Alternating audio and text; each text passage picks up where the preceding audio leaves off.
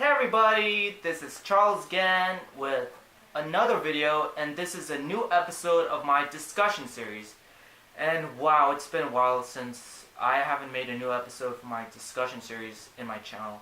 And for those who don't know, my discussion series are, well, discussions, where I talk about various nerdy things like comics, video games, movies, TV shows, Marvel, DC, Star Wars, Ninja Turtles, all that good, awesome, nerdy stuff. And the reason why I haven't made a new discussion episode is because I haven't found any good topics to talk about, and there's a lot of good things to talk about, especially in the nerdy field.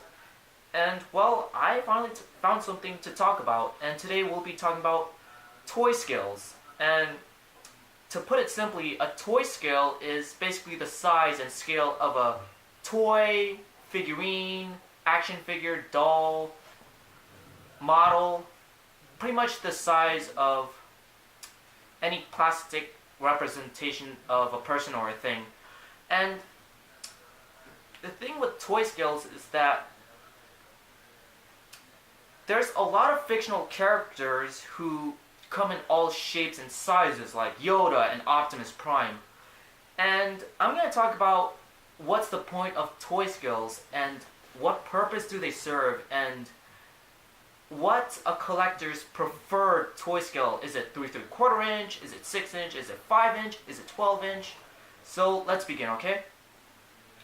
So there's been various toy scales as long as there has been toys, and there's so many to go over. I'm not going to cover every single one, so I'm just going to cover the big three. 3 3/4 inch, and the most famous case is G.I. Joe and Star Wars. There's 6 inch, which is very famous for superhero toys like Marvel Legends and DC Universe Classics and Multiverse. And there's 12 inch, that's usually, for the most part, high-end, like Sideshow Collectibles and Hot Toys. So let's talk about each toy scale. So 3 3/4 inch, that is the smallest out of the big three that has the most detail and articulation. And the purpose of that is, to be completely honest, is to be in scale with playsets and vehicles. And G.I. Joe and Star Wars toys during the 70s and 80s, they were 3 3/4 inch because of their fictional backgrounds. They require a lot of playsets and vehicles, such as the Death Star or the His Tank. And normally, people would think that 3 3/4 inch is just for kids, but I know plenty of collectors who are my age or perhaps even older who prefer 3 3/4 inch. And there's 6 inch. 6 inch is like the middle ground of the big three scales. It's moderate in size, has incredible amounts of detail, articulation, and I've collected a lot of Marvel and DC toys in the 6 inch range. And since we're talking about 3 3/4 inch and 6 inch toys, in my channel I review a lot of 6 inch toys, but the thing is, I actually started off in 3 3/4 inch. I even liked them better when I first started collecting, better than 6 inch toys.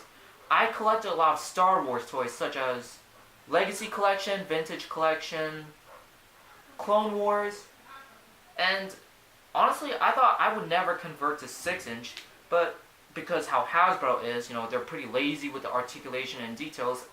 And with the Black Series, they've introduced the 6 inch line. That's an interesting case to talk about, because I thought I would never convert to 6 inch Star Wars toys because I've collected a lot of Marvel and DC toys, which is a tad ironic. But sometimes some toy lines, they switch in scale. Like for Star Wars, it switched from 3 3/4 inch to 6 inch. And that's not the only case. Sometimes it's the same thing, sometimes it's the opposite. Like for example, like Marvel Legends, when it started from Toy Biz, it was 6 inch. And when Toy Biz shut down and was sold to Hasbro, they continued some Marvel Legends until they canceled this 6-inch Marvel Legends and then made Marvel Universe, which is a 3¾ inch toy line of Marvel characters. But around 2012, they made a return of Marvel Legends, and then they had 3¾ inch Marvel Universe toys to coincide with the Marvel Legends. But the funny thing is that over the years, that Marvel Universe has been rebranded as Marvel Legends, just 3¾ inch. And it's funny that one of my friends pointed that out, that it's confusing, but it's also the same case with Star Wars The Black Series, since Black Series does both 6-inch and 3¾ inch. And then I'll cover the last of the three main scales, which is 12-inch. And normally, it's big, has the highest amount of detail and best articulation, and usually with the high-end stuff, like Hot Toys, they feel much more than just toys. They actually feel like collectibles, like the actual figures. They don't just feel like plastic playthings. They actually feel like the characters right off the pages or the screen. And sometimes it depends on budget, because I can never afford Hot Toys or Sideshow collectibles. And Marvel Legends also released a 12-inch Marvel Legends line, like Spider-Man, Iron Man, Deadpool, and with their cost, it comes at $50 retail price, which is incredibly reasonable and affordable for 12-inch collectors wanting to afford 12-inch toys. And I know DC Multiverse does the same thing. They actually have 12-inch toys. And going back to my previous statement, before I switched to 3¾ inch to 6-inch, I was interested in DC Multiverse because they actually had DC characters in 4 inches. But funny enough, they actually switched to 6-inch, and I don't think I've ever seen a 4-inch DC Multiverse toy, not that I know of at least. And people wonder what's the point of all these scales. For 3¾ inch, it's very obvious.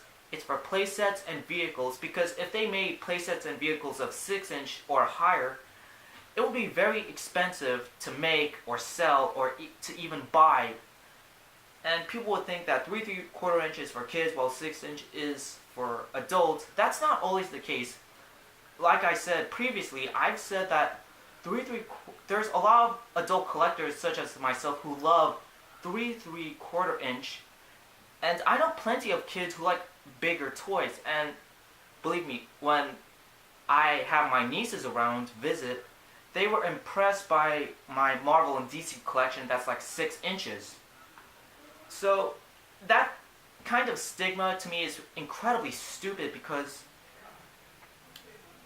a toy's a toy. Why does it matter how big or small it is? One of the most interesting cases of toy scales is things like Transformers. Considering that Transformers is a franchise with giant alien robots, you would think how big the actual toys themselves are. But what I love about the Transformers toys is that they found the ultimate compromise: size classes. Depending how big or small the character is, they categorize them in different classes, such as, well, there's various classes all over the years, but the main 3 in the Transformers size classes are Deluxe class, which is around 5 inches tall, Voyager class, that's around 6, 7, or even 8 inches tall, and Leader class, that's like around 9 inches. I think the categorization of sizes for a different character within the lore makes a lot of sense and is an excellent compromise, because in Transformers there are characters who are small, some are big, some are bigger, and some are biggest.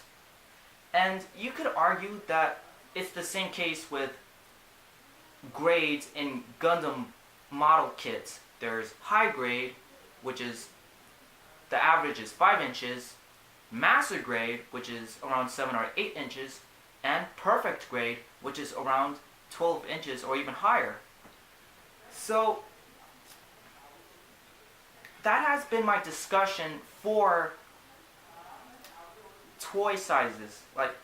And do they matter? And what purpose do they serve? And I would like to ask you guys, what is your favorite toy scale? Is it 3 3/4 inch? Is it 6 inch? Is it 12 inch? And why? Or do you think it doesn't really matter? They're just toys. That's all that matters. Me personally, I started off 3 3/4 inch, but I switched to 6 inch. But I could never afford 12 inch toys because they are way out of my budget. But for the most part, I am a 6 inch collector. But there are cases that I'm willing to bend that rule. Like for Transformers, their sizes vary, so that's kind of a loophole to my own rule. And the only 3 3/4 inch toys I still collect are G.I. Joe, and well, I guess Ninja Turtles can count because their toys are roughly around 4 inches, but they also have the classic collection, which are 6 inches. But for the most part, I'm primarily a 6 inch collector. So, thank you for watching, everybody. I really hope you enjoyed this episode of my discussion series, and I'll see you in the next video.